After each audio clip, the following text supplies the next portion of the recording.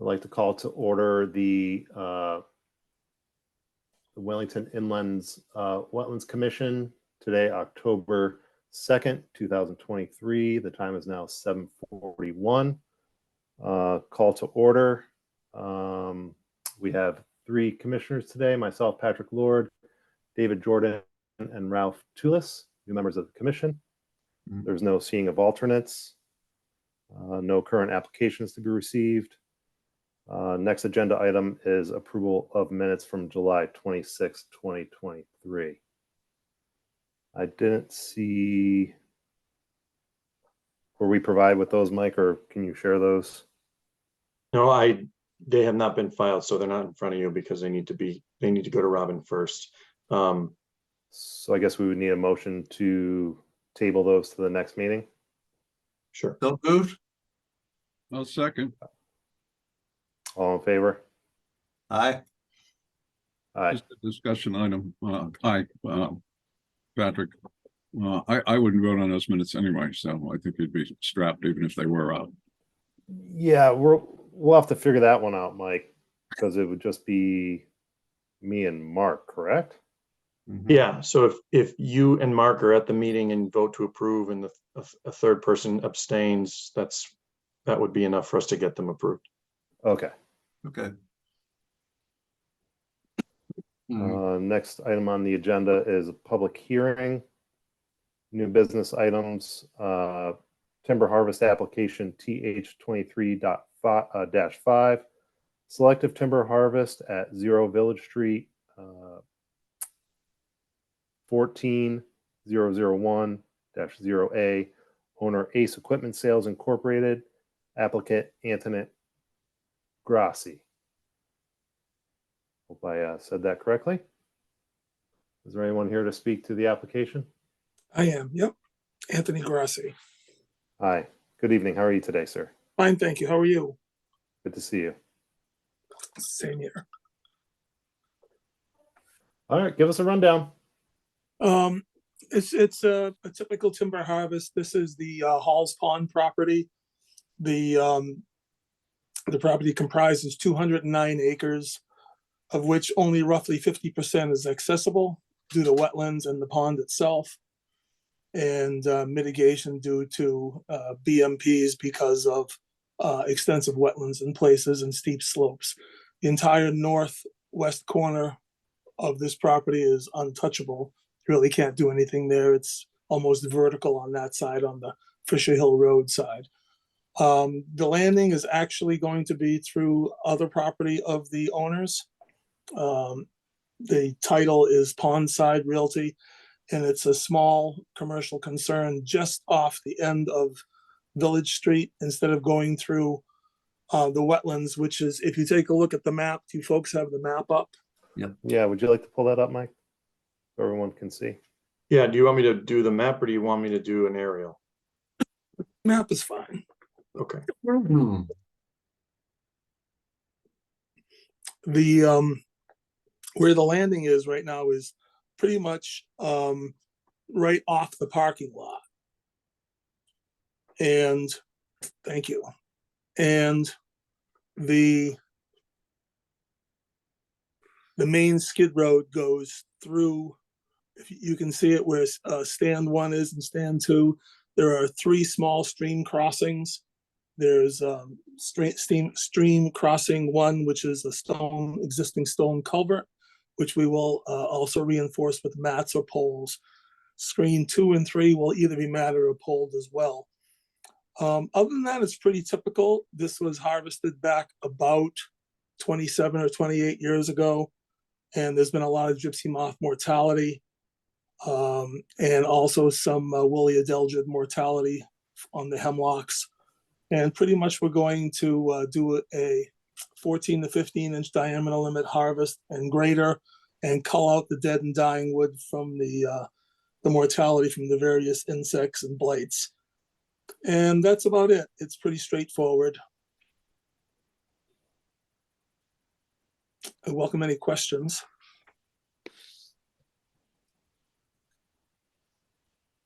Mr. Grassi, Ralph Tillis here.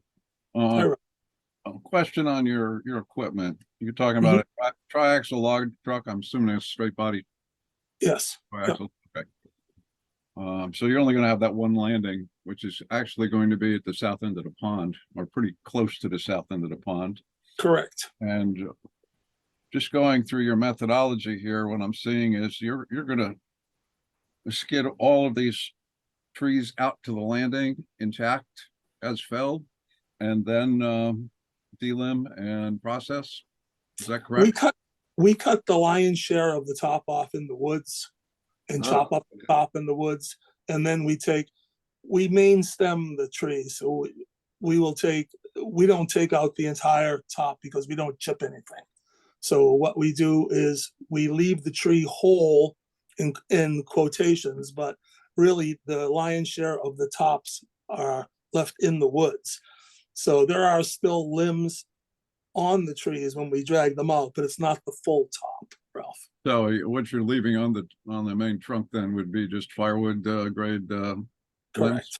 Yes. Okay, so you're not going to be doing any chipping at the landing of any branches. No. Okay, good to know. Okay.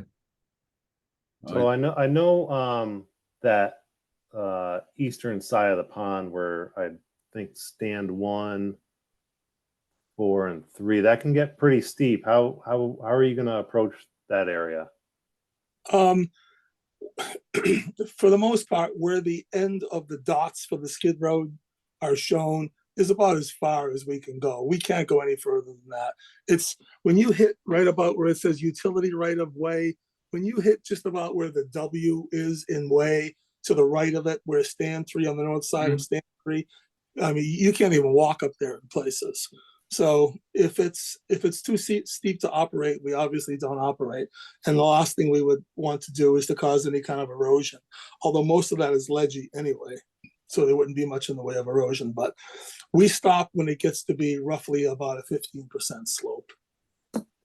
Anything beyond 15 or sometimes 20%, depending upon what the ground.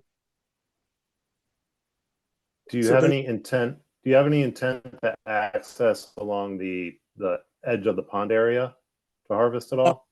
No, we're gonna stay back from the edge of the pond about 100 feet from the pond itself. So there's actually a buffer, which probably should have been shown on this map, but it's in the text of the application that we're going to stay somewhere between 75 and 100 feet away from the edge of the pond. And within that area, within 100 feet of that, we usually only harvest roughly 50% of the basal area of what's there to begin with. So basically, the landowner doesn't want to see a lot of disturbance from the other side of the pond. Have you thought of a different method for the stream crossings? I know corduroy and poling is an accepted method. Did you think about timber mats at all? Yes, yeah, we use timber mats. Yeah, we only use poles where it's very narrow, very short run. For the most part, we use timber mats. My concern is that this is going into Hall's Pond, could affect the water quality there, and that obviously discharges to the Willimantic River, which is a really nice stream, and Hall's Pond is quite the pond as well. So I would rather see some matting rather than some poles, and I guess what would you call it, like a ford or something like that. Well, we don't do fords. Just to limit any additional sedimentation to the water body and waterways. Our intention is to use mats. That's what we do, and we also have a steel bridge as well. We have a 40-foot steel bridge for bigger places as well.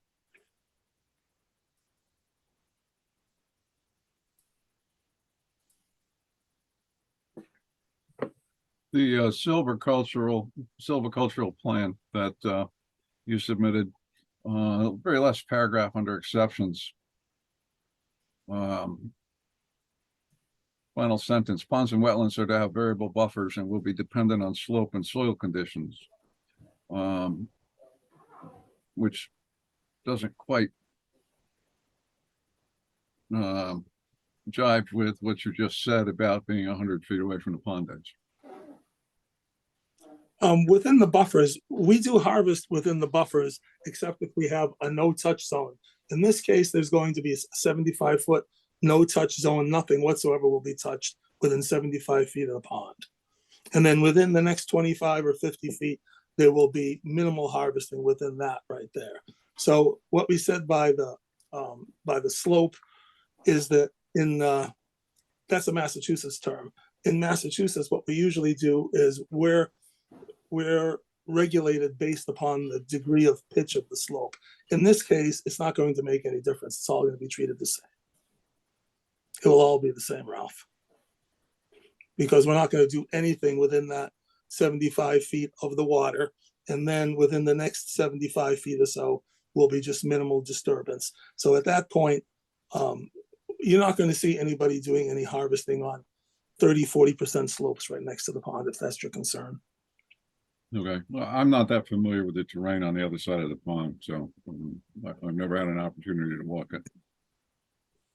Yeah, no, the north side of the pond is inaccessible completely. That's why there's no data on the north side of the pond. Well, I have my 2 legs for an ATV here, so. What's your walk- oh, I'm sorry. Go ahead. Go ahead. Go ahead. I was just wondering the timing.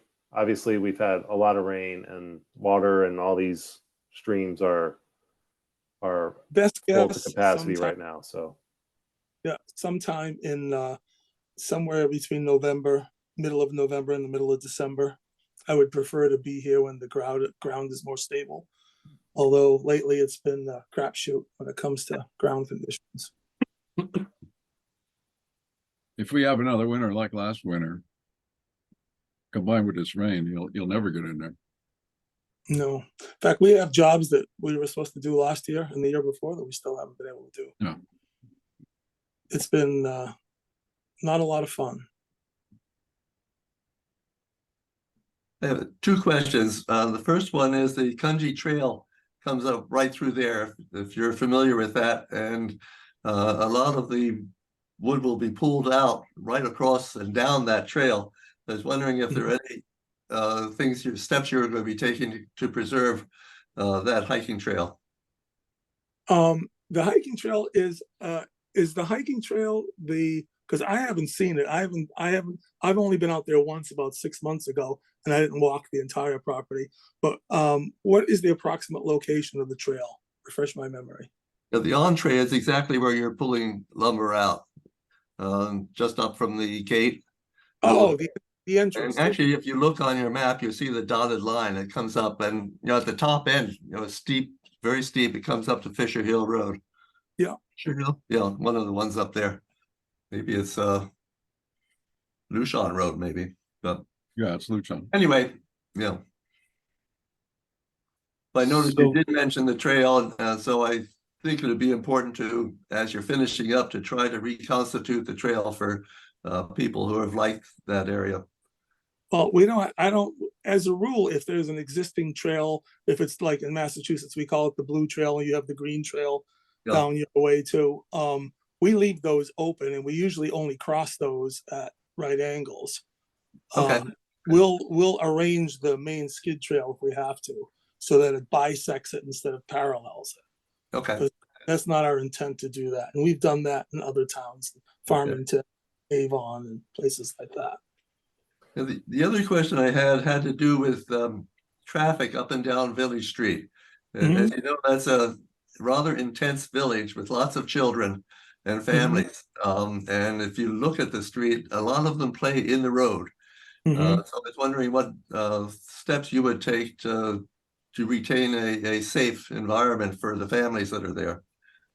Well, we do put up signs, one thing, and the other thing that we do is that we notify all the people that come to pick up the logs from us, because most of the product is brought somewhere else. And my truck, obviously, I have a driver who's a full-time employee, and he'll be very much aware of that. As far as the other truckers are concerned, we'll just have to make them aware of that. And we only have one little section, because originally had we put the landing down where the actual frontage is for this property, we would have had a bigger problem of that, because we would have been right at that intersection there with Village and Center. So now we're further north up there. So we're basically going to come down only to that road and then out to Route 32. So Exactly. Oh, okay. Yeah, know- it's a one-way road the other way. correct. Yes. Okay. Yeah. But that's your access to 32. Yes, it is. Oh, right okay, there. that's better. Okay. Because like I said, originally, that's the reason why I was not aware originally that Beckers owned that property that belonged to Pondside Realty. So originally this was going to be a lot more difficult to do. And then when I was advised that they own that, it made life a lot easier. Okay. And to answer your question, Pat, you had a question earlier. We're not adverse to doing hay impoundments as well when it comes to any kind of water seepage or potential for any kind of a runoff. I mean, if it's bad enough where an 18-inch or 2-foot hay bale won't stop the flow of the water, we just don't work. We just stop. I mean, it's much easier for us to stop than to go back and fix something that's become unmanageable. Could you explain, so the landing is going to be where the gravel parking area is that correct? Correct, to the right of it, yeah. And then where's your first in? Because that's a lot of wetland area. Coming back around?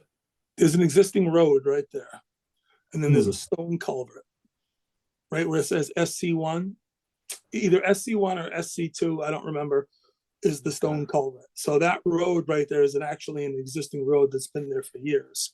When I looked at this property about 20 years ago to do it for them also, or about 17 years ago. And that culvert was in better shape than it is today. So we thought that we were gonna just, when I sent my guys out there to do the actual layout in the field, I had warned them about the stone culvert and what it looks like. And I guess it's deteriorated quite a bit from the last time I saw it back in the 90s. So what we'll do is we'll map the stone culvert itself. And then if it needs some hay impoundments on both sides, we can do that. But that's where that road is, and all the crossing that road, with the exception of stream crossing 1, which is a little tributary off to the side of it. Village Street, where it hangs turned to the west to get to 32. Mhm. I heard it mentioned that was a one-way. Is that correct? Mhm. If so, the sensible thing for you to do with any truck is to go all the way down Village to Penny Hill to access 32.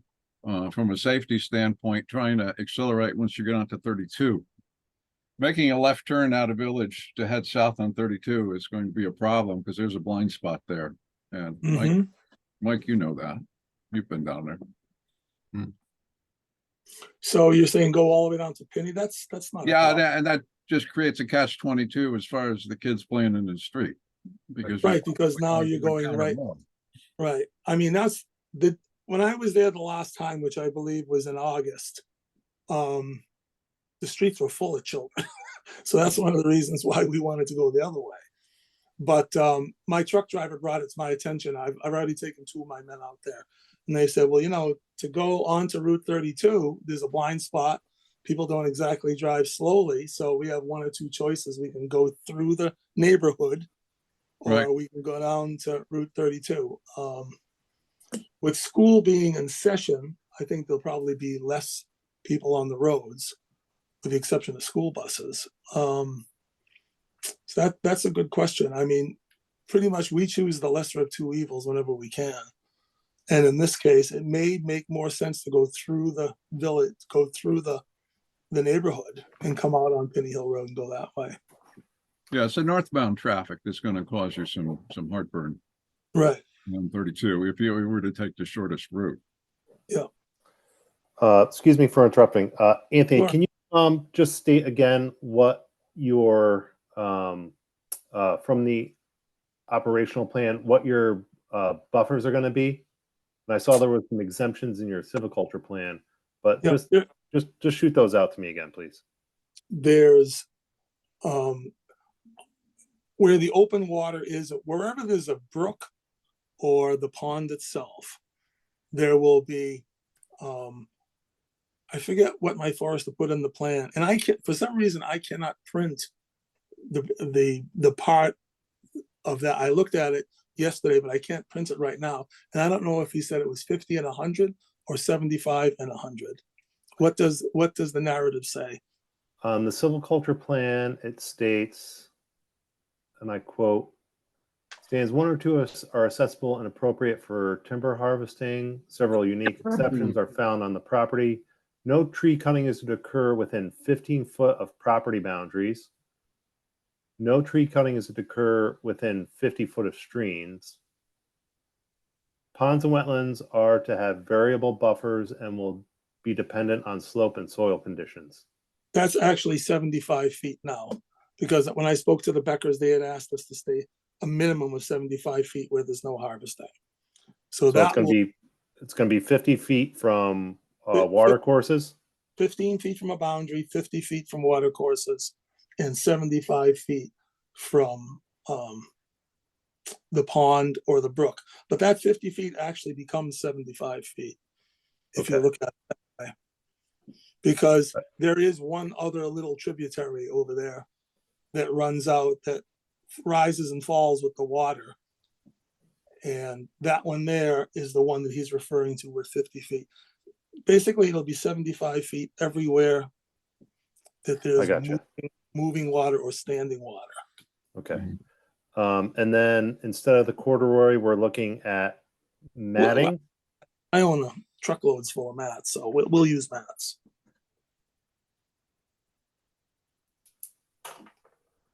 Okay. I'd like to make a motion to approve. Is there any further discussion?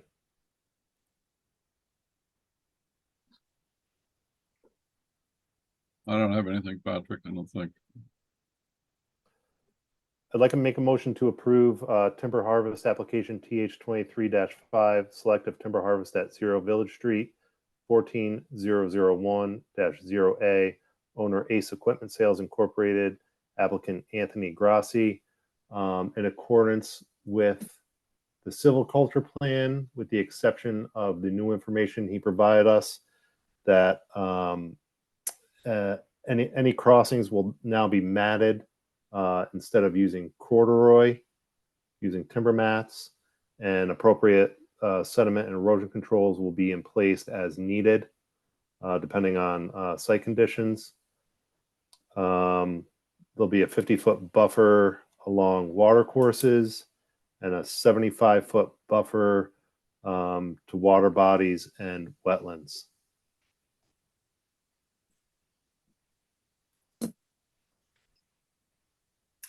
Now, this is the part where I'm looking for someone to I'll second. second for discussion. Is there any further discussion? I think the only other thing you might want to consider, Patrick, is what we discussed about traffic patterns and Village Street being one way. I don't know if that's within our jurisdiction, but I think it's a recommendation that could be made. I suggest that the applicant, at the time of the harvest, evaluates the traffic conditions and uses appropriate signage and or traffic controls at that point. Okay. That's fine.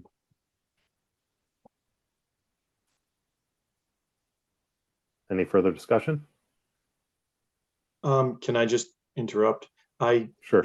I had written down previously that you discussed just confirming that if the crossing at the hiking trail is to be at a 90-degree. Okay. Yep, we got that. So do you want to include that in as one of the conditions? Yes. Crossing the hiking trail. What was the name of that hiking trail, David? Kunji, I think. Kunji Trail.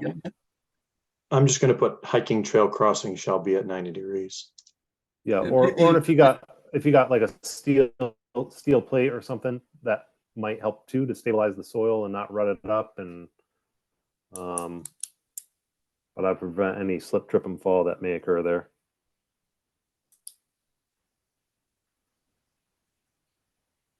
Was there anything else that we're missing, Mike, or any other questions that folks had? You have a standard shall be conducted in accordance with the state BMPs. Yep, let's add that. Look, since they have the silviculture plan, yeah, I didn't know if it was on there.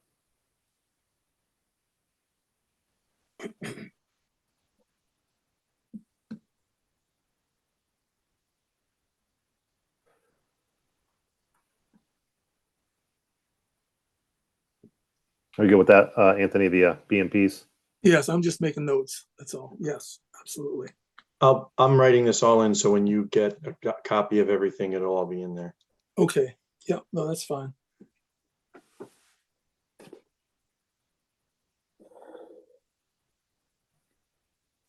Okay, any further discussion?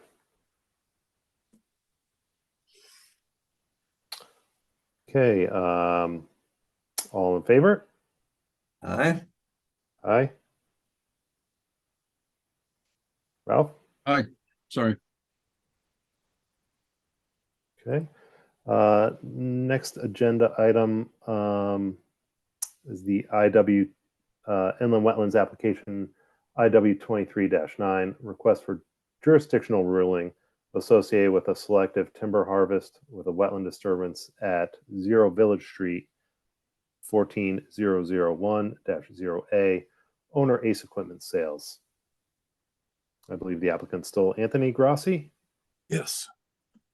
Okay. So the wetland disturbance you're speaking of, is that the stream crossings? Correct. It's the 3 stream crossings.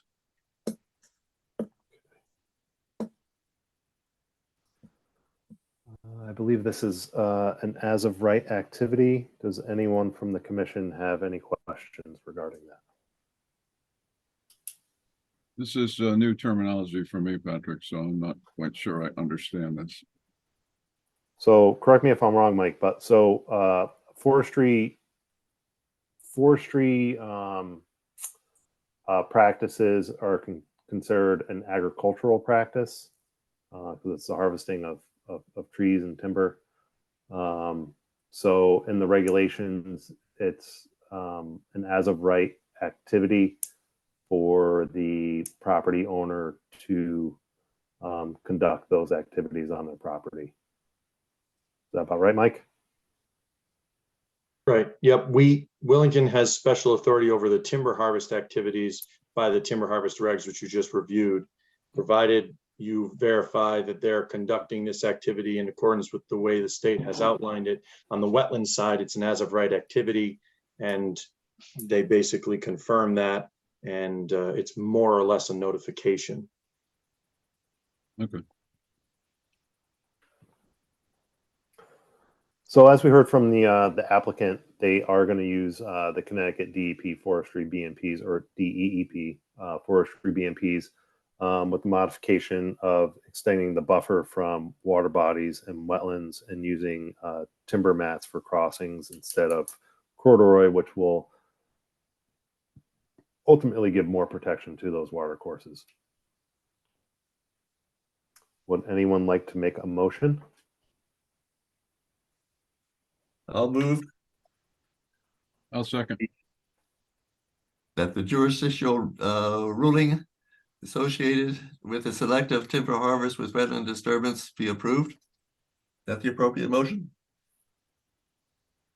I would include what's on what the inland wetlands application number is, and just read it verbatim from the Verbatim, agenda. okay. Request for jurisdictional ruling associated with the selective timber harvest with wetland disturbance at 0 Village Street, 14001-OA, owner Ace Equipment Sales. Okay.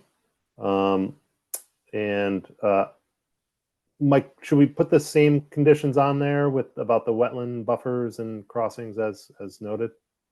You can't. So basically, because this is an as of right determination, you're not even issuing them a permit. So we Okay. can't condition it. But so all those conditions will carry through with the timber harvest. Perfect. So is there any further discussion from the commission?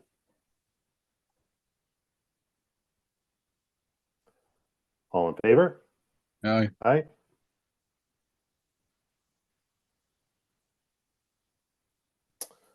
Okay, next order of business. Forestry application timber harvest 23-6, selective timber harvest at 328 Ruby Road, 42048-00. Owner Ruby Associates General Partnership, applicant James Halloran. Good evening, Mr. Halloran. Hey, good evening, everyone. So we have the timber harvest I'm presenting today. It's up on Ruby Road near FedEx and the truck stop up that way. It's a pretty big parcel. The whole thing is almost 400 acres, but the timber harvest will only involve about 300 of that, mostly due to wetlands, some steep slope. But luckily on this parcel, most of the like poorly drained soils and wetland defined areas are along the boundaries. So it was fairly easy to exclude them when marking the sale. Basically, you just end the sale there. They don't have to worry about going past that. None of the wetland areas are like enveloped within the middle of the lot. And then with that in mind, we have 2 landing areas to accommodate the bigger size of the parcel. We'll start up on the north side off of Turnpike Road, which basically is what Ruby Road continues into. And there's already an access there, already established, that's been used by the landowner for various other things such as hunting and whatnot. It's about 70, 80 feet up off of Turnpike Road. So we plan to utilize that as a landing area. There's already a cleared out area that's big enough to stage logs and accommodate the log truck to get up in there and turn around and be able to exit back to Turnpike Road. That northern half of the parcel is fairly dry. It moves upslope from west to east in a mostly gradual fashion. So our skid trails will kind of move up and down that gradient. And just along the border with FedEx, which is the western border, that big parking lot there, it does get flatter, and there's some channeling of water or drainages occasionally in very wet weather. And we just are going to avoid that. There's one intermittent stream that kind of jots out into the middle of the sale, but we're just going to keep a buffer around that. It's been all marked off. Typically we go at least a tree length buffer. So if there's any chance a tree can fall within that area, even if it's leaning the other way, we'll just leave that. Typically that's around 75 feet. And then the skid trail continues down into the southern half of the sale. There's some small ponds or just places where water collects along that eastern, southeastern boundary. And those areas are just going to be excluded. We don't really need to work up against those at all. And then as you move back over towards Ruby Road, there's a couple of water bodies. If on the picture, the lime green areas are ponds, which we're just going to avoid them, make sure no debris or anything falls in there, gets left in there. And there's also areas that aren't defined as poorly drained soils, but my observance out in the field showed that they were. That's the little area to the east of the 2 green that we're just excluding as well. The one that looks like a boot. It does. I noticed that today looking over the map. Yeah. It's definitely a boot. Yep. And then so we will have one drainage crossing, the orange and white bullseye there. That will be to access the second landing. It's a pretty wide stretch going from the pond south down off of the boundary, but where we caught it there, right closer to the boundary, is where it starts to really dry out. But in large rain events, I'm sure it can definitely push some water. So we're planning on using timber mats permanently for the job installed within there, just to make sure that is always usable. And then we have to kind of move the skid trail closer to the border to avoid another wet area associated with that drainage. But once we get through there, that southern half will probably be all forwarded to that landing, but a majority of the sail can go up through the north landing. Okay. So that second landing on Ruby Road, we have to create one by cutting out a sizable area of trees there. That's the flattest part of the road, so there's probably like 300 feet or so of flat workable area, so we're going to place a landing there. The equipment used is going to be 8-wheel forwarders with the cutting heads attached, so they can cut trees, fell them, and transport them back to the landing. All the processing of the logs is done in the woods, so when the forwarder brings them out to the landing, they're already ready to be piled up, to be picked up. No further processing is needed in the landing. And yeah, it's a pretty big swath of land. So there's a few different things that we had to adjust for and account for, but we spent a few weeks out there planning this all out and making sure the boundaries are marked correctly. So if there's any questions, please let me know. Chunk of land. Yeah, yep. This map kind of doesn't really show exactly, how big it is. That's why along the south where the skid trail goes, it looks like it's really abutting close to the boundary and the excluded area, but it's just because of the scale of the image. Let me ask you this: for the landings, do you plan on having any sort of like tracking pad or anything like that? I mean, you got 32, a lot of those trucks and stuff coming out. Yeah, yep. We always utilize stone for a nice base for the landings, especially the one that we're going to create off of Ruby Road. That will definitely be fortified with stone before any trucking gets done out of there. It helps facilitate the trucking as well as obviously keeping mud off the road. So that's something we always utilize. And up on Turnpike Road, basically the apron, we'll have to stone that to keep mud off the road. But where we're going to be loading up and staging the wood, it's a like semi forest road. It's been used and it's been also has stone on it in the past, but I figure if we do need more, we can also bring more closer to that landing, but definitely on the apron. Speaking of that landing, I mean, it's placed pretty close to what's mapped as wetland soil, so I'm assuming without a delineation that is most likely a wetland or poorly drained area. Any opportunity to just rethink where that landing's could be located, or is that an existing area? Yeah, the key to this was using that existing area to kind of get up and away. It does look like it's very close, but that wetland area is actually a stream that is mostly on the other side of Turnpike Road and then comes across the road through a large culvert under the street, okay, and then follows the road for 100 feet or so. So that landing is actually close to 100 feet up off the road, which is what that stream is straddling. And essentially, because it is uphill, it's kind of already the opportune space to use. Because if you go further west towards back towards 84, it gets steeper. Yep. Patrick, there is an existing access road in at that location. Okay. It is awfully close to where the Ruby Brook goes underneath Turnpike to the west side. But it's still, I don't know, 50, 75 feet away, that access road. Mr. Halloran, I think that's about right. Yeah, yep. The entrance is offset from the stream and then it continues up the hill further away. All right. Yeah, and you're going to do this later in the fall or pretty soon, or? Probably late November, early December. That is a job we're hoping to move on to following the job that they're on now. All right. But obviously the weather will have a say in that as well. And just to touch on your landing on the south end onto Ruby Road, isn't there an existing, for lack of a better term, curb cut there? Yeah. Because there was a lot of gravel hauled out of that site. Yeah.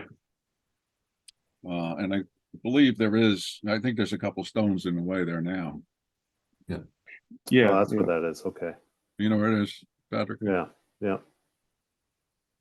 I mean, it's all young pine in there, young white pine.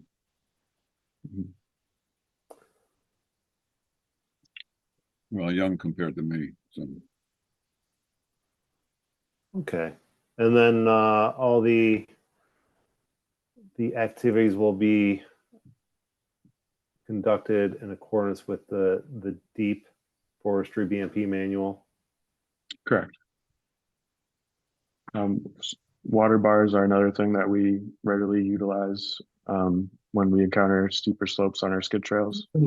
So if we foresee problems with erosion with that, we'll definitely throw in water bars. I know the north side has a pretty steady west to east upslope. So, but it's pretty gradual. Like definitely around 5%, 5 to 7% slope at most. Okay. Kind of like levels gradually. Yeah, that would probably be, maybe your toughest spot since you do have to go uphill, and that water body probably does drain into the Roaring Brook at some point. So any stabilization or ENS controls. Yep. Good. Yeah, the All brook, right. the brook along the north edge on Turnpike Road, that one can be troublesome in heavy rain. Yes, it all does flow to the south under 84 and into Roaring Brook. That's been problematic in the past with some really, really heavy precipitation events. The pond, of course, does also, the pond next to Ruby Road also drains into Roaring Brook. A rather interesting water course once you get to the steep slopes down to Roaring Brook near the highway. But that's probably less problematic than Ruby Brook along Turnpike. So paying attention to heavy rain events is going to be crucial in that northern half, I think. Okay, good to know. All right. So I see you're going to have a 50 to 70 foot buffer around, was that all water courses and wetlands? Yeah. Okay.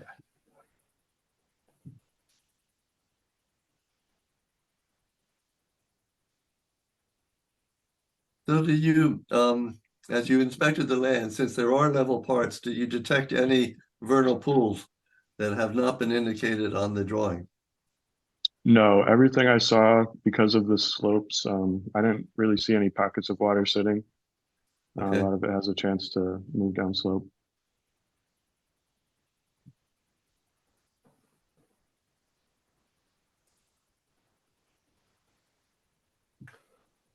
Okay.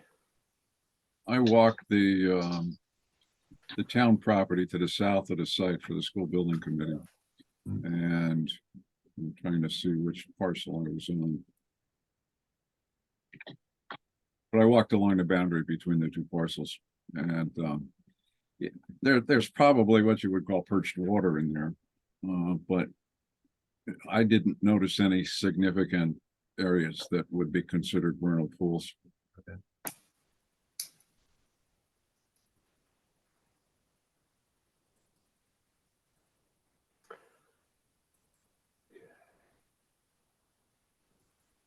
No, actually, no, I was quite a bit south, so forget that statement. I do appreciate that you the landowner mailing that you sent out. That's a good one. The notice to abutters. Yeah. Yeah. I like that, how you had the map and just a little kind of narrative there to let them know. Yeah, I think it explains it pretty well and describes Yeah, the area too. Yeah. I like that.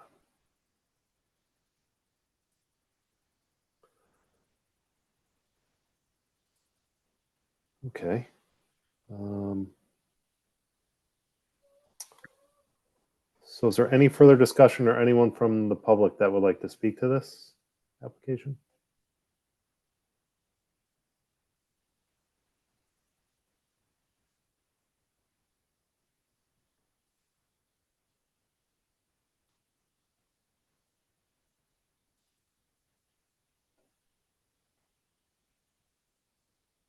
So we got Nick Zito and Evelyn Delaney. Well, Nick's from the deep. Is Evelyn from the deep too? Evelyn is the assistant land use agent. Oh, okay. Not So- the public, here to watch. Okay. So please behave, because if you don't and you scare her away, I'm gonna have to do the minutes, and I'm not equipped to do the minutes anymore. We always keep it civil here, Mike. Come on. It's true, you do. I can't complain at all. Okay. If there's no further discussion, no one here to speak from the public, I would like to make a motion to approve timber harvest application TH 23-6, selective timber harvest at 328 Ruby Road, 4208-00, owner Ruby Associates General Partnership, applicant James Halloran, in accordance with his presentation tonight, including his timber harvest description that he submitted to the commission, which states that there's going to be a 50 to 70 foot buffer around water courses and waterways, the use of temporary timber mats for the one stream crossing, or the one water course crossing, and the harvest activities will be conducted in accordance with the Connecticut Deep Forestry Best Management Practices Manual. He also stated that the landings will have a tracking, appropriate tracking pads as necessary.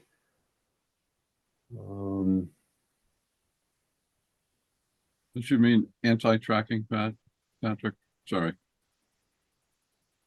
I don't know, tracking, anti-tracking. It's an area where the No, I know what it dirt and is. stuff- yeah. I know what it is, but the purpose of it is to prevent tracking of mud onto the street. So you are against tracking, therefore anti-tracking. Sorry to get. So anti-tracking pads as needed. Geez, Ralph, I think you're going to be making the next motion here. I want to avoid that for a couple meetings. Okay. So anti-tracking pads appropriately armored with designed and implemented. Is there anything else from the commission members that you would like to add to the order? I think just reiterating the attention to heavy precipitation events in the northern portion of that site, because it can be problematic as far as its contribution, watershed contribution to Ruby Brook. And I think that given the terrain and the traffic, that may be the landing that gets the heaviest uses, unless Mr. Halloran contradicts me on that. So the applicant did state that they'll use appropriate erosion sediment controls and BMPs, such as water bars, anything else. Right. Oh, I did catch that. So, right. So the use of the BMPs, and I believe the applicant did state that they'll keep an eye on that and manage that area as needed. Mike, is there anything I'm forgetting? I think you've covered it. Anyone in favor of that motion? Well, second. Any further discussion? All in favor? Aye. Aye.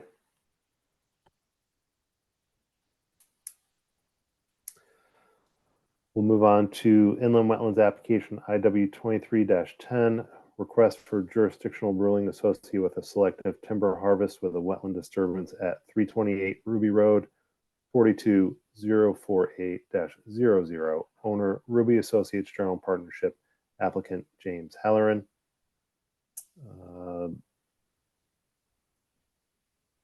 This, I believe, is a as of right activity. So I make a motion to approve Inland Wetlands application IW 23-10, request for jurisdictional ruling associated with the selective timber harvest with wetland disturbance at 328 Ruby Road, 42-048-00, owner Ruby Associates General Partnership, applicant James Halloran. If there's any further discussion?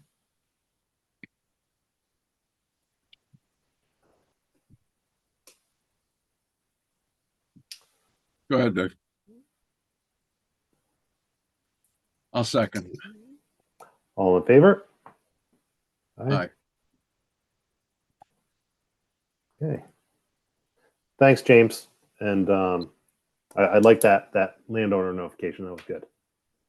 Yeah, thank you guys very much. Have a great night. All right. Take care. Okay. Next on the agenda is old business. Looks like there's no old business to discuss. Next is staff correspondence. The floor is yours, Mike. So the only, we have two things, one piece of correspondence, one point of discussion. So I'll take what's on the agenda first. We had in there review forest practices, section 5.6. So you guys are aware, or at least Patrick is, that, and actually, I don't know, it's not 5.6. We have gotten a lot of feedback regarding neighboring property owners that are provided notice of a timber harvest application. So our regs basically say that the applicant has to provide notice to adjoining property owners within 10 days of filing the application with us. So that's a challenge, number one, because we meet monthly, depending on when the application is submitted, et cetera. But number two, these are not public hearings. So the applicant lets the neighbors know that they've submitted an application. The owners can come in and talk to us, or they can come to this meeting, but all they can do is listen. And so we've had feedback about, sorry, I had the wetlands regs up. It is 5.6. We've had feedback about that. We've also had feedback based upon properties. Let's say, the two applications that we granted tonight, if they don't happen till next season for one reason or another, we've had a couple of situations where the properties have actually changed owners. And so they give a notification in October, property gets sold over the winter, and then let's say they get started in June. People are like, what the heck is going on? So I just wanted to kind of talk through this, because I feel like asking the applicants to submit certificate of mailing no more than 7 days after submitting the application to us really doesn't help anyone. And I happened to be on the phone with Nick Zito, and I told him that I was going to ask you guys to just start kicking this around, and he was gracious enough to say he would sort of sit in on the meeting in case anything came up that I'm not equipped to answer. But we're not obligated by the state statutes to require the notice. So I think that gives us flexibility to think about if there's a better way to modify this language so that we're not creating a situation where we tell people something's happening, they show up to a meeting and they're told they can't speak, and they don't have any mechanism to really engage with any part of the process. What's your take on this, Mike? I mean, Nick.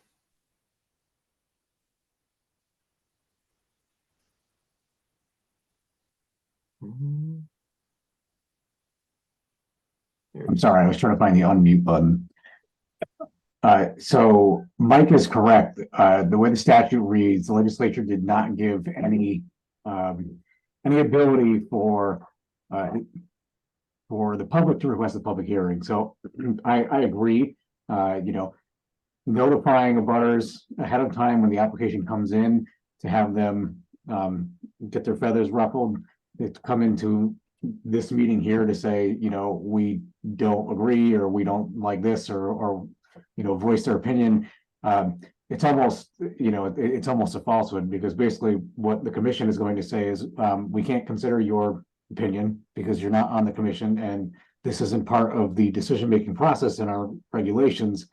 And even if you don't like it, the state statute doesn't allow you to request a public hearing to change it. So it's almost a moot point. I don't know if I can make recommendations. My preference, or I would tend to see, or might work better, is have them notify the abutters, maybe 2 weeks before the operation is going to start. So at least they know what's happening, but it's not giving them a false sense of hope, like, hey, if we make a big stink, this is going to stop it. Because really, unless there's something that the commission sees that is in the decision process for the permit, which is under, I think, item 6, the neighbors really aren't really going to be able to do anything. Okay.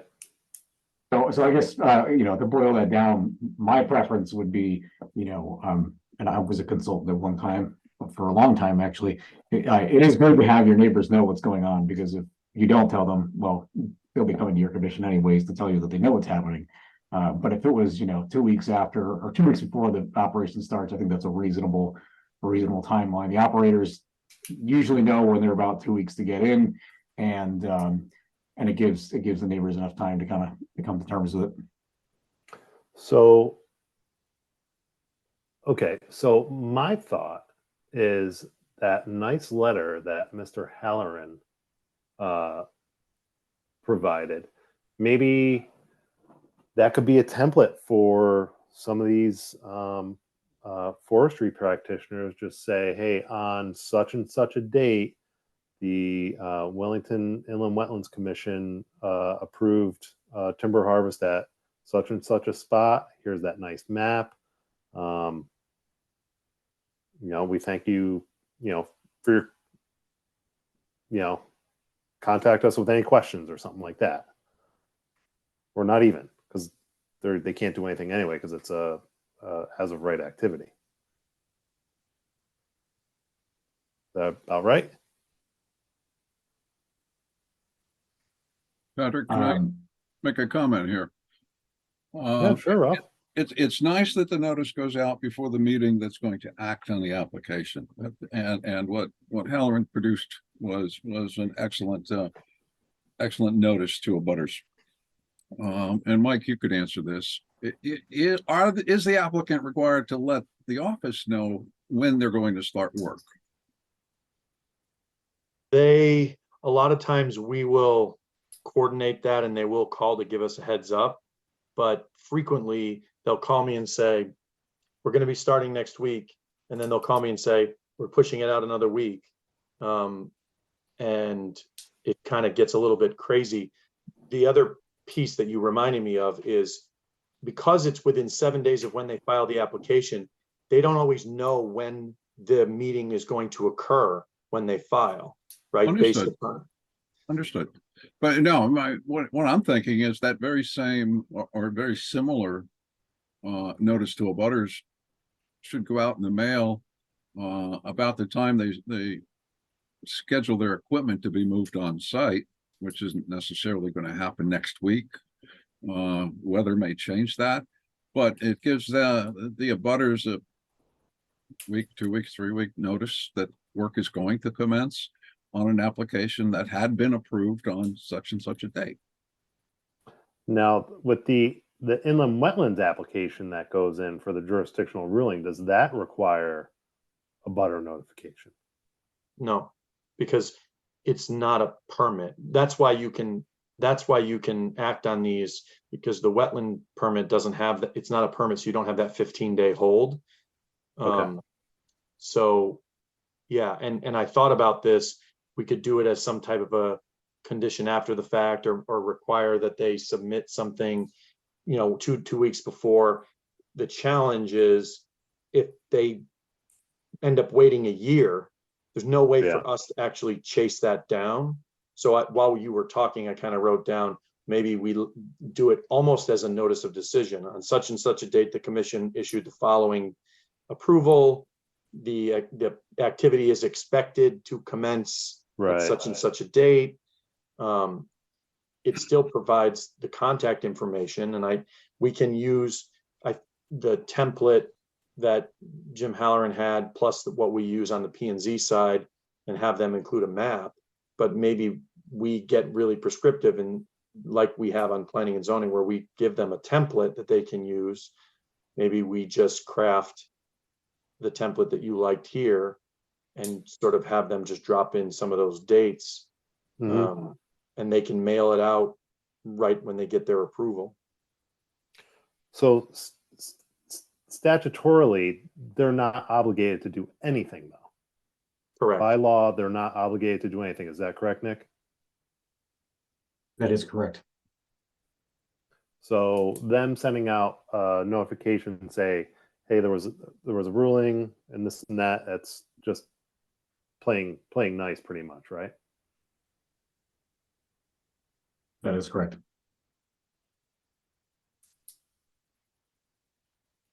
So what would that mean for our forestry regulations? Will we have to revise those and remove that Or modify.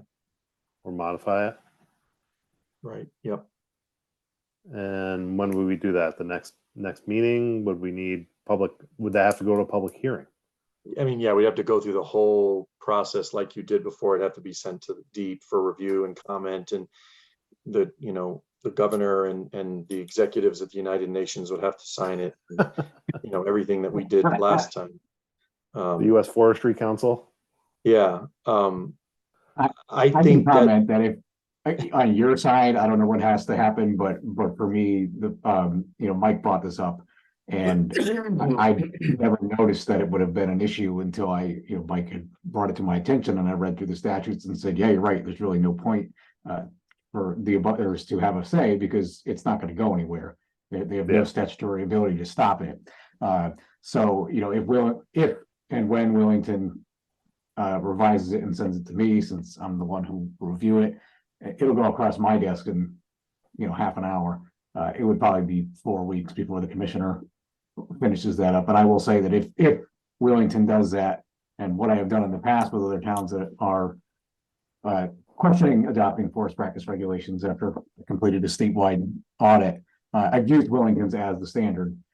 So if you do, and this shouldn't sway your opinion, but if you do change that, I'll be knocking on all the doors that basically copied yours and removed the word Willington and inserted Haddam or whatever it is, and saying, hey, we through process we've learned that really this section doesn't really matter. I mean, if you want to have them notified afterwards, sure, but ahead of time it doesn't make a difference. Okay. But I would say getting it to me, it's probably just looking at how the speed of approvals are. It's probably about a month. Okay. Just in time for Christmas. Yeah, that's right. Make it 2 months. There's something special under the tree this year. That was a joke. Did anyone get it? Under the tree. it was a pun. All right. So I guess we'll have to put that on the agenda for the next meeting to discuss that. And I guess in the meantime, figure out what we have to do just to change that one part. Well, I think what we can do is I can take these comments that you've made and I can work them into sort of a proposed red line. At the next meeting, if you agree to them, we'll then send it off for comment, and then subsequent to that, schedule an actual hearing. Okay. So if there's anything else in the regs that creates some consternation or frustration, or you think that I've been trying to think back to all the comments that we've had, and we really haven't had much else as far as people having, comments or being frustrated, other than sort of just the educational component that residents don't realize that this is largely regulated through the state. I don't think there's anything else in the regs that really warrants being looked at. I wonder if there's anything in that letter that we can put like in accordance with Connecticut General Statute, blah, blah, blah. Yeah, well, maybe what we can do is actually create the form letter as an appendix. Nope. So that we have a template that we can use. So, and I think we absolutely can mention that so that people understand. Yeah, if you want to work with Nick on that, just to get the exact, I don't know. If that would Yeah, help Mike, at if all. you draft something up and send it to me, I'll legalify it. Yep, that'll work. All right, perfect.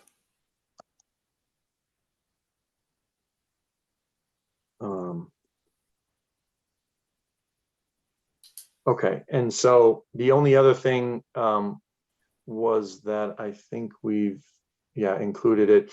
So the Mansfield did a referral. They are in the process of updating their inland wetland regulations. And I actually wrote these revisions. They have a lot of language in a lot of their documents that are a little bit beyond the scope of what the commission can address. So there's a red line version that was provided to you guys, and I can send you printed copies if you're interested. But they've simply referred them to us if there's any interest in commenting. Basically the scope of the changes is bringing their regulations into compliance with statute and case law and sort of dialing back some of the stuff that was sort of beyond the scope and jurisdiction of what they're supposed to be reviewing. Was there a lot of feelings in there? Well, they have more of the crazy stuff is in their subdivision regs, but they're requiring that they send stuff out certified mail instead of certificate. They were asking for reports from committees, including other volunteer groups, which is sort of a little bit beyond the scope of A regulatory body. Yeah. So, their subdivision regs had things like the applicant shall specify any specific microclimate conditions and prevailing summer or winter breezes, the direction of prevailing summer and winter breezes. So their wetlands regs weren't so crazy, but they're just trying to bring those into alignment. And then there were some changes to statutory timeframes for how long a permit is valid. So we tweaked that as well. So that's just a notification, and but nothing really that's going to impact us. They're not changing how they regulate wetlands. They're not changing upland reviews. They're not changing any sort of administration stuff. Yeah, I took a look at all the redlining through their document, and it all seemed very reasonable.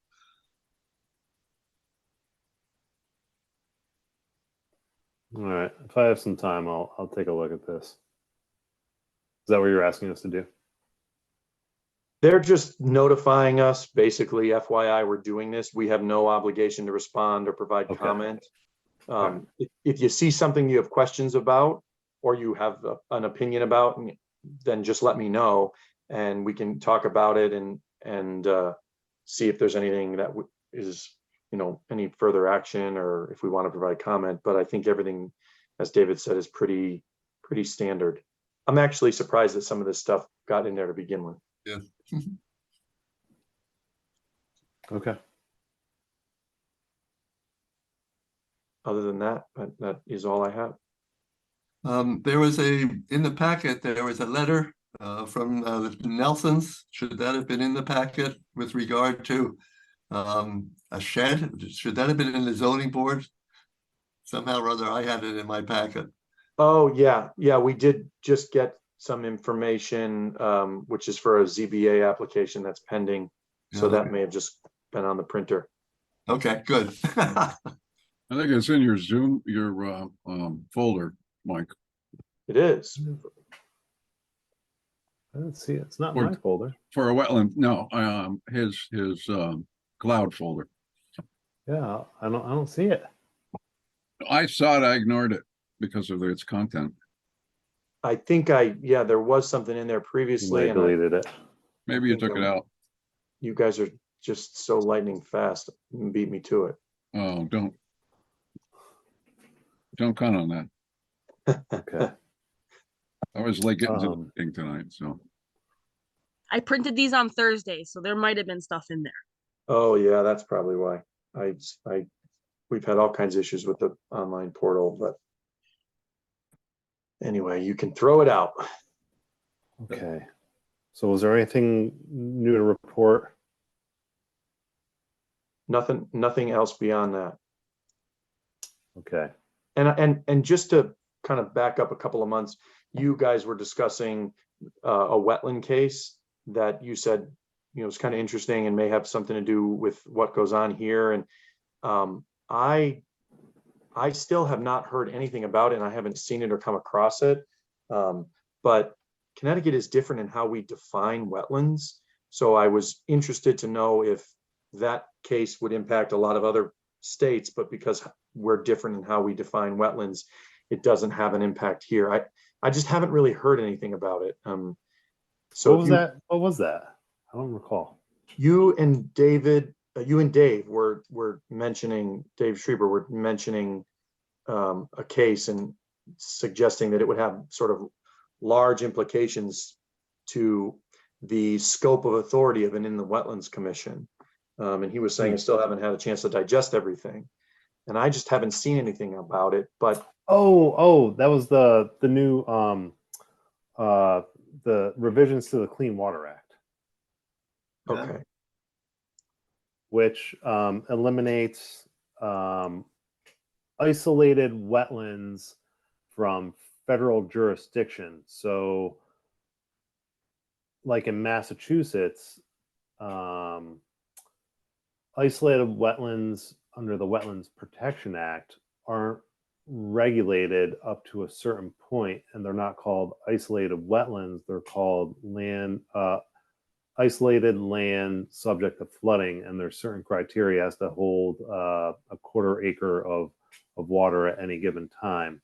But the work through is on the local level, each town, they're regulated by their conservation commission, enforces or regulates the WPA. They can create a bylaw that does regulate isolated wetlands, so to speak. So yeah, it was the whole new U.S. Supreme Court ruling, the Sackett ruling, with the Clean Water Act, which will probably be overturned in a couple of years anyway. But yeah, isolated wetlands are not subject to the Clean Water Act as of now. Okay. I can send you. I have a couple articles that we've been circulating through our eco group. So Yeah, I mean, I haven't heard much about it, and so yeah, if you have anything, just a reference or a site, I'm happy to just take a look at it. I'll see if I can hunt anything else down or what have you. But okay, good to know. So one thing I did want to discuss was the previous approval from the July 26th meeting. This was on Depot Road. I believe it was Heather. Yep, Sabia. Yeah, I drove by there the other day, and at one point I saw them working where they said they were going to put the landing, but now they've cut in a road right through the wetland, and I don't know. They have things out in the wetland proper, so to speak. I don't know if it's equipment or like structures. I'm not sure, but that wasn't the plan. We didn't permit them to do a wetland crossing or create an access road or cut any sort of vegetation. So at some point, if staff can go take a look and make contact with the property owner to see what's happening. Yep. See what's going on there. Yeah, we'll take a look. And just submit some correspondence to the commission. I appreciate that. We will reach out to her and see what's going on. All right, next item on the agenda, public comment. Is there anyone here? The commission will now take any brief comments from anyone who's wishing to speak. All right, don't see anyone raising their hands. So next item on the agenda is adjournment. One question before that, Mike, could you circulate all of the contact information of members and staff members associated with the commission? Yeah, we can do that.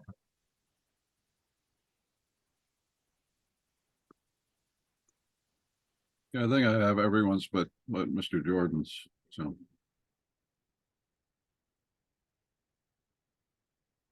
Well, and Evelyn, I haven't met her yet. So.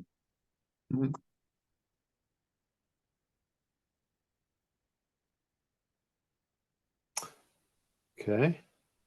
I have a question for Ralph. Uh-oh. And Ralph, you had sent an and this is not related to this Wetlands Commission, though it is kind of to the forestry. And I don't know if now is the right time to ask, but Ralph, you had sent an email to the division about invasives and BMPs, and I didn't know if you would prefer that I respond via email, or since the commission is here, if you want me to answer, if they want to hear my answer. Was that my concern about invasives? Plants, yes. Yes. I'm doing battle with Asian bittersweet on my land, and I've seen a dramatic change over 25 years from no Asian bittersweet to just every peripheral area of the woods around my property is being invaded. And I mean, some of these vines are 2 inches in diameter and strangling some of the trees. And my concern as it relates to timber harvest is when you open up the canopy, my observation has been that's when things like Asian bittersweet really can proliferate because they're sun-seeking vines. Yet where I have heavy canopy, there's little or no Asian bittersweet.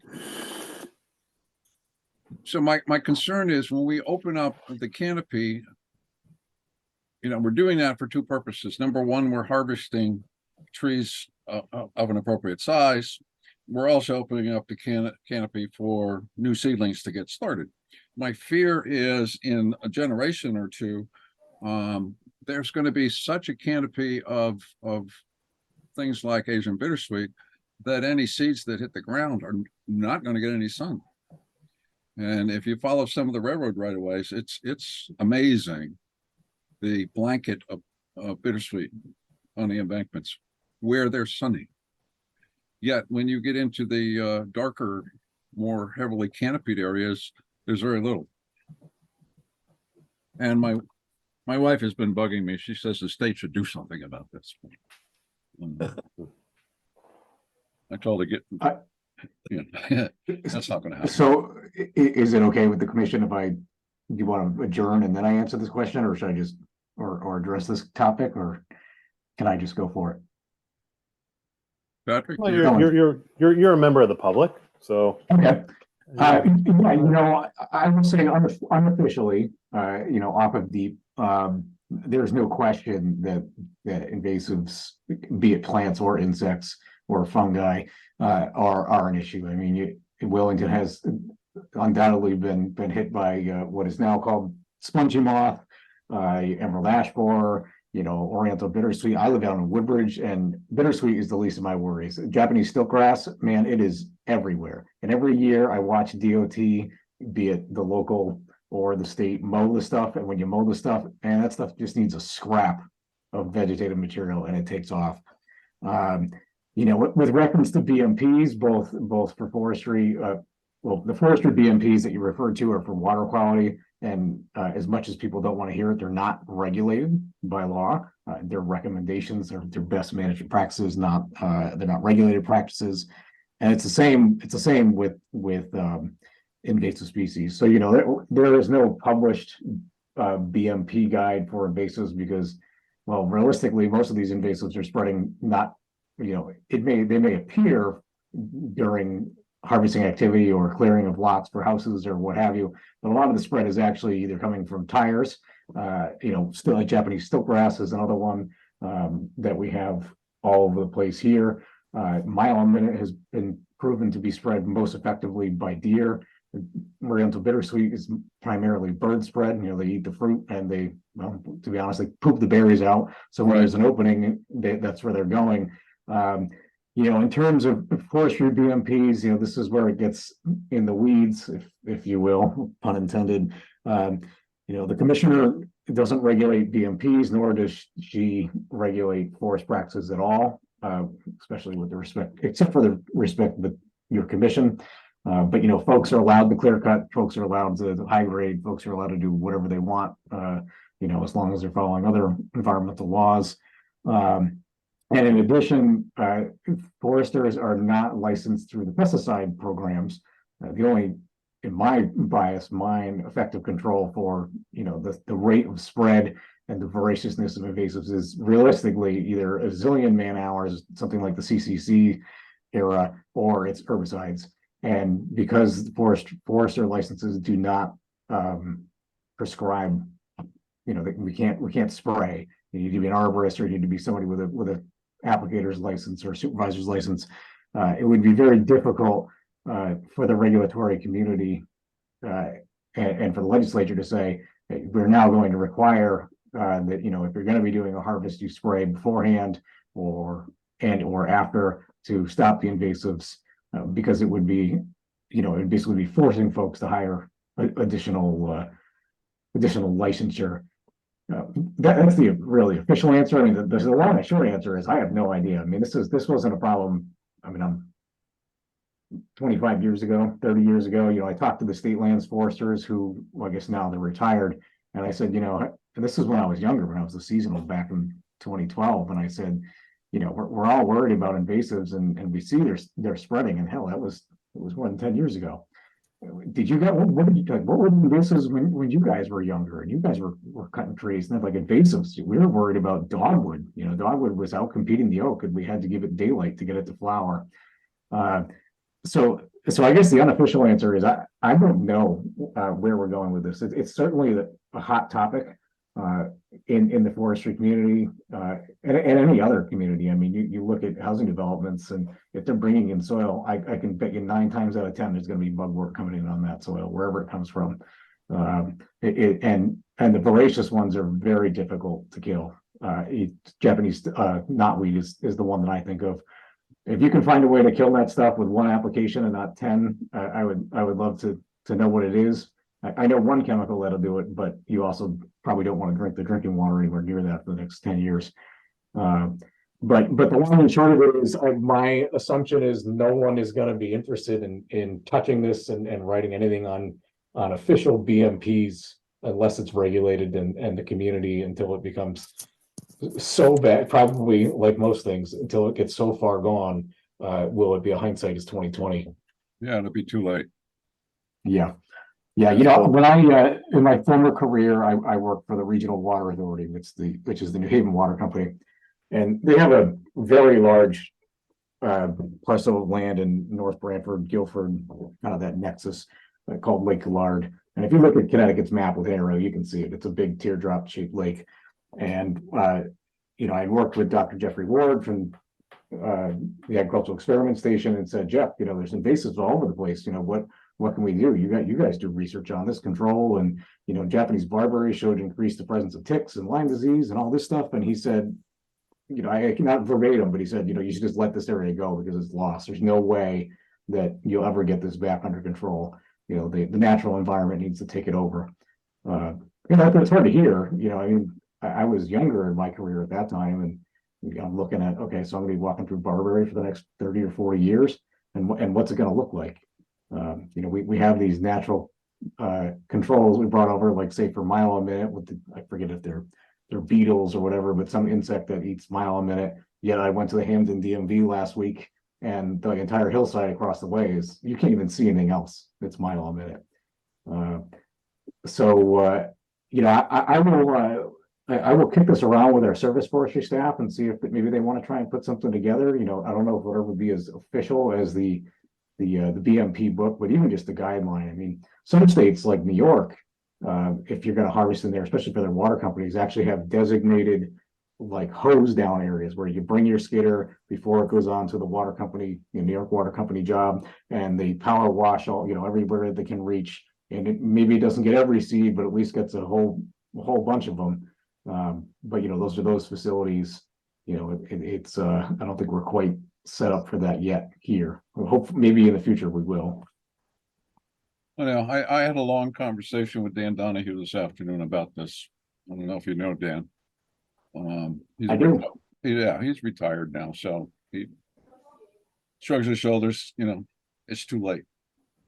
I will battle it on my property, and I have a herbicide that I use, but I will only apply it to a cut end of a vine, and I will not spray anything because I don't like herbicides. But it seems to work. But the way that stuff spreads, it's both by seeds and underground, and it's difficult to get ahead of it. Yeah, it's particularly scary to see. I live right in Woodbridge outside of New Haven. We went to Walmart last night to get some supplies to build the kids' Halloween costumes. And the spider lantern flies are everywhere. You get out of the truck, there's one right there. You walk inside Walmart, they're all the way in the back. That's not even a plant, but it's the new hot button item for aphis. And people just walk right by them, and they're easy to squish. I was gonna say I was in Fairfield County a few weeks ago and saw my first spotted lanternfly, and I mean they're pretty, like, they felt like armored, and they were very fast, and they were bigger than I thought. But down there I was seeing was it like a angelica tree, all sorts of stuff I'd never, invasives that I'd never seen before. But I mean, this is the 21st century now. These things are here to stay. They're invasive, and they're persistent, and there's a reason why they're invasive, because they're strong. They can outcompete native species, get a monoculture going, and that's how they dominate the landscape. So, well, that there's nothing, there's no predators or anything that would discourage them here. Not native. No, not native. Yeah, I always tell myself, at least we don't live in Asia, where over there the invasive they inherited from us is poison ivy. Yeah, right. Yeah, I bought beetles to combat the woolly algid on my hemlocks, and from the University of Pennsylvania. They raise them and sell them. Very expensive, but I think I did save a couple of hemlocks that were in good, they're headed to be a good sized tree, and they're out in the open, and they're doing very well now. But it's trying to combat that. So between the accident that created gypsy moth caterpillars, woolly algid, barberry, bittersweet, it doesn't end. We're one global society now. Yeah, exactly. But some of this started 150 years ago too. So. Okay, that was a very good discussion. Some good input. Thank you for that, Nick. I'll move on to the next item on the agenda, adjournment. So moved. I move we adjourn. Okay. All in favor? Aye. Aye. Well, thank you very much, Mike. Be in touch. Gentlemen, thank you for joining the commission. Mike, thanks for joining us today, and welcome, Evelyn. Yes. Thank you for your Thank service. you. Thanks, guys. Thanks, Nick. Thank you. Yep. Good night. All right, follow up on that Depot Road site, Mike. Yep, will do. All right, thanks, guys. See you guys. Good night.